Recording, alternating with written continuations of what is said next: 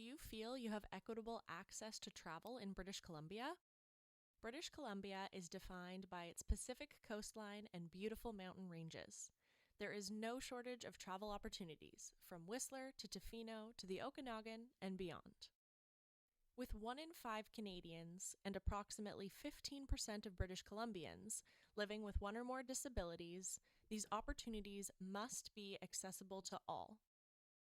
Presented by the Disability Foundation and hosted by the Connectra Society, this next Accessible Community Forum aims to cultivate a conversation between our panel of experts and our community. Join us in person on Friday, March 10th, 2023, from 1 o'clock p.m. to 3 o'clock p.m. Pacific Time at the Queen Elizabeth Theatre for this inclusive and informative event on accessible travel. Doors open at 12:30 p.m. Register to claim your spot for free at accessibletravelacf.eventbrite.ca.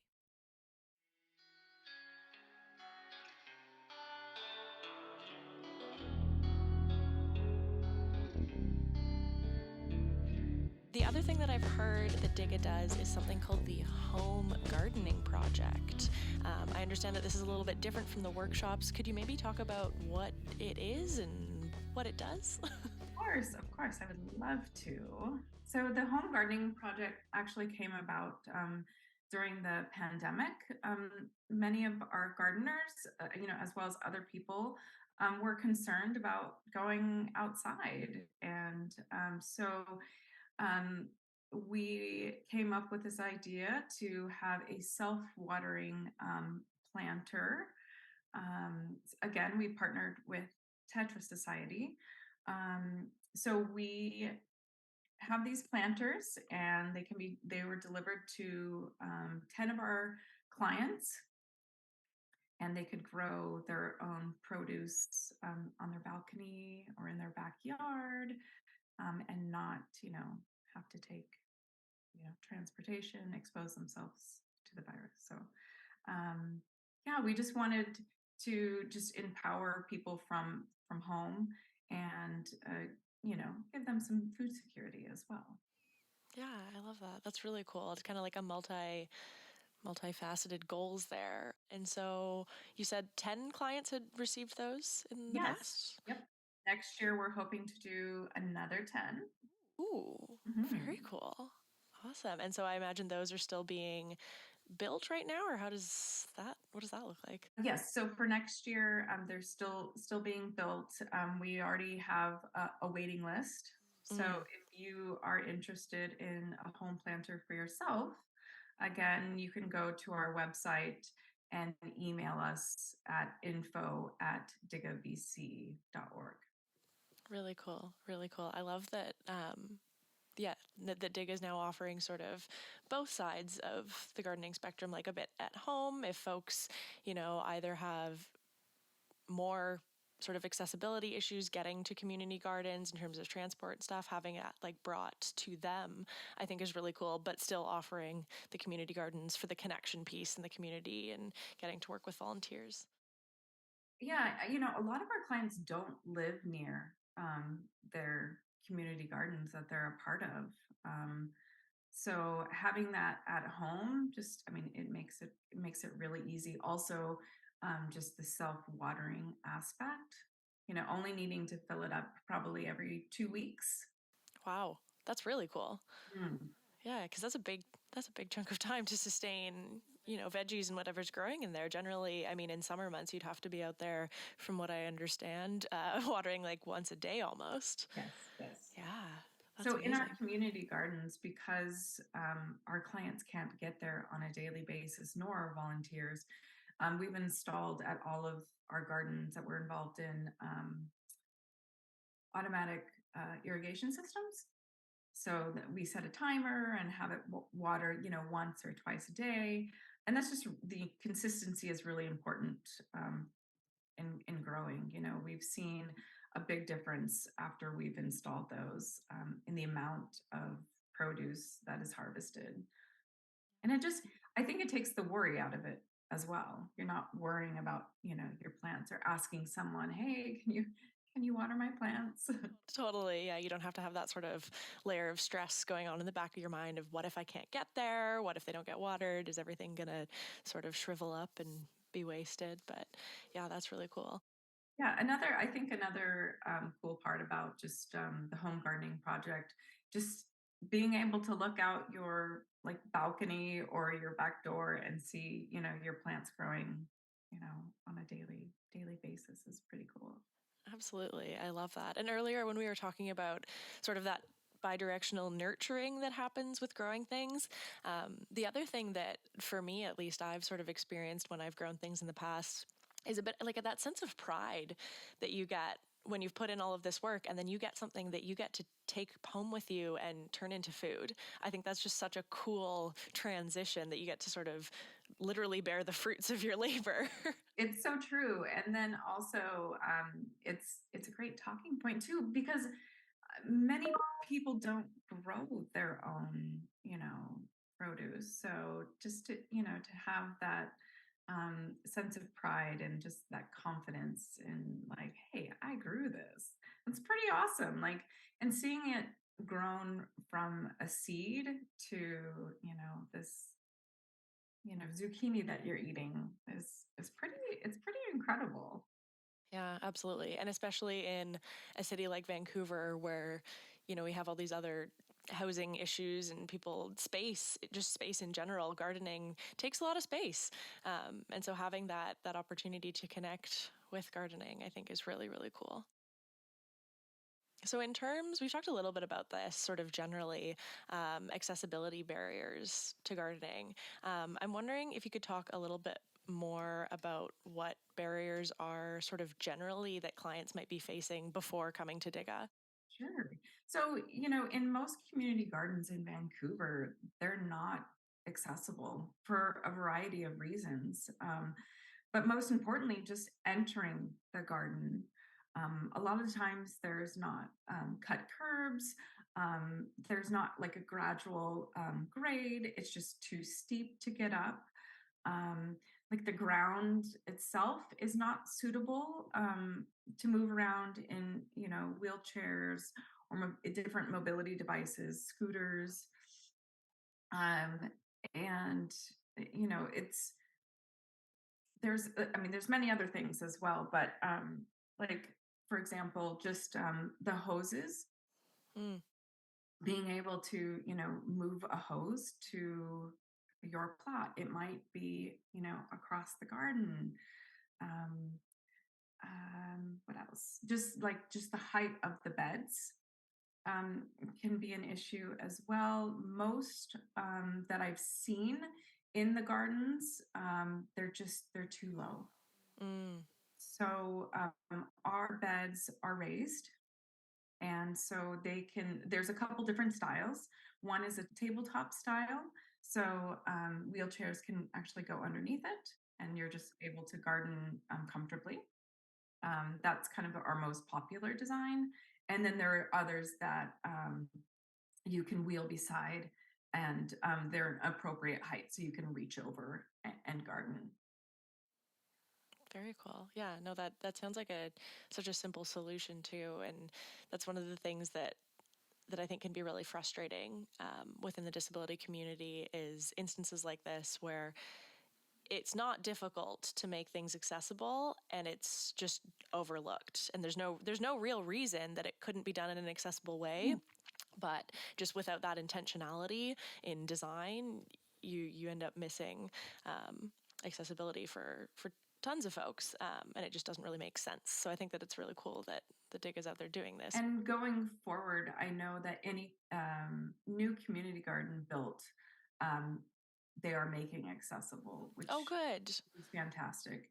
Yeah, and as an able-bodied person, I see so much around us that we can change. Just yeah, not only in the gardens, but in our community. Just yeah. Yeah, in the day to day for sure. One of Mhm. the other things that I was thinking of specific to community gardens, because I've wandered through a few of them myself, is sometimes just the plots, or if they are, structures of some kind, supports for the plants, just being too close together. So if you are using a wheelchair or other mobility aid, you can't fit between the different garden plots, and that's something too that, again, such a simple fix, but just Mhm. being overlooked. Yeah, the distance between the beds, a lot of them are close together, and you need to have, at least 3 to 4 feet to turn around. So we make sure that all of our garden beds that we build, there's at least, 4 feet in between the beds. Awesome. Awesome. Very cool. Um, so we've talked a bit about some of the gardens that DIGA works with, and you mentioned specifically the GF Strong Garden. I'm wondering if that one is different in any way, or if you want to talk a little bit about that one specifically. Yes, so it's at the GF Strong Rehabilitation Center in their courtyard, and it's an accessible garden. It was a garden before, but it wasn't that accessible. It wasn't very friendly for clients and patients to get out there. So we started this project back in 2019, and it was completed in 2021. Unfortunately, our clients and patients couldn't get out there last year, but this year they were able to get out there and just enjoy either, gardening. We have 10 raised garden beds there of a variety of heights. So whatever mobility aid you use, you can get out there and garden. And if you don't want to garden, that's okay. You can enjoy the space. It's a very calm and healing space. Very cool. Very cool. I love that. I love that you mentioned that as well, that you don't have to garden. If you're not into gardening, you can still just go around, check it out, and enjoy it. And enjoy just the beauty that surrounds you. You're still connecting, with nature. So our goal there is just to introduce people who didn't think that they could garden, to introduce them into gardening, show them that yes, you can. So we have plots not only for our clients there, but for the in and out patients that can use the space. Cool. I love that. And I mean, it kind of just makes sense given that it's at GF Strong that folks are going to be coming and going. It might be nice to stop in on their way at some point. And yeah, that's really lovely. Next year we will be holding some workshops there as well. So, Cool. In person in the garden? mhm. Yep. Lovely. That's exciting. That's very exciting. I think there's one more sort of bigger project that I don't know if we've mentioned yet, and I'm wondering if you could talk a bit about it. It's the greenhouse project. Yes, this is a very exciting project. Well, all of our projects are exciting, but this has been a big dream for us. We're wanting to just engage our clients all year round. And first and foremost, this greenhouse will be accessible for all people using mobility aids. We want this to be a space for our community to grow produce all year round, to host workshops, and again, be together, as a community. So just an educational space, food security, and we're also hoping to have some employment out of it as well. Mm, very cool. I love that sort of a full circle approach. Yeah. We also want to donate some of the produce as well. Cool. That actually ties back. I was going to ask a question earlier when you were talking about the gardens generally across Vancouver and clients sort of bearing the fruits of their labor, I think was the term I used. Feels a bit antiquated, but taking home the veggies that they've grown from seed. I was wondering sort of how that works in terms of the produce that is produced. Does that all go to the clients? Is there leftovers? Sort of, how does that all work? The produce does all go to the clients and whatever they choose to do with it, if they want to take it home. I have heard some clients donating to senior centers, sharing with other gardeners as well. So I do know that some of our gardeners share with the volunteers too. So that's a little perk. Yeah, I love that. That's awesome. Very cool. So it sort of, stays with where it's grown and gets shared around. That's really lovely as well. Yeah, especially sharing food, I think is just such a great thing to connect over. And then when you get that added, that sort of like deeper level of having grown it yourself and that sense of pride and being able to share that, I think is really valuable. I agree. The greenhouse, I think would just be, like first accessible greenhouse. And again, growing DIGA, just introducing more people to gardening is is a fantastic thing. Yeah, I love that. And so, do you know when the greenhouse is going to be open? Or is it a little too early for that? It is, well, it's a little too early. We are in the planning phase. Okay. Our goal is 2024. Okay, lovely. And we're just like, how can we engage our clients all year round? Because you see how much joy it brings. Mm-hmm. And it's like, okay, we want to have this all year round. Yeah. If you can extend that as much as possible, that 5 or 6 month season, may as well. And it's covered, so it should be warm in there. Yeah, definitely warm and dry. I'm wondering, what are you looking forward to most for the upcoming 2023 spring or full year, I guess, gardening season? Yeah. What am I looking forward to? So I think I'm looking forward to just getting more people involved with DIGA. Gardening just invites us to drop the constant doing and just allows ourselves to just be. The garden is just an uplifting, space that connects us to nature and ourselves. So just the gardening season, just being just around the corner, it just, I guess, it just sparks joy and excitement about the program. I love that. I love that.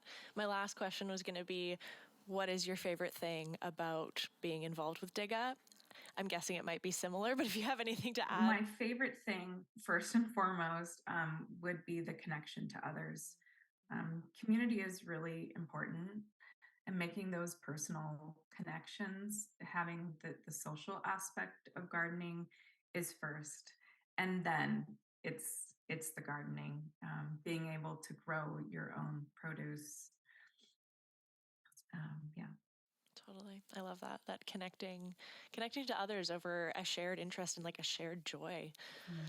Yeah, I love that. Cultivating that community. Yes. Yeah. That's what we are all about is community first. Lovely. Well, I think that pretty much wraps it up. Thank you so much for taking the time to join me today. Is there anything else that you want to mention about DIGA or about any of the programs? I don't know if I mentioned it earlier, but the easiest way to get involved with DIGA is go to digabc.org and you can click participate. Again, registration is free, everything is free to garden with us, to join our workshops. We would love to have you. Amazing. Awesome. So folks can find that. DIGA is DIGA, just to clarify. Yes. Awesome. Thank you so much for joining me. This has been really, really interesting. I've had a great time chatting with you and learning about DIGA and gardening. So thank you so much. Thank you so much, Sarah. And to all of our listeners, thanks for tuning in today. We hope you join us next time on Discover Stories.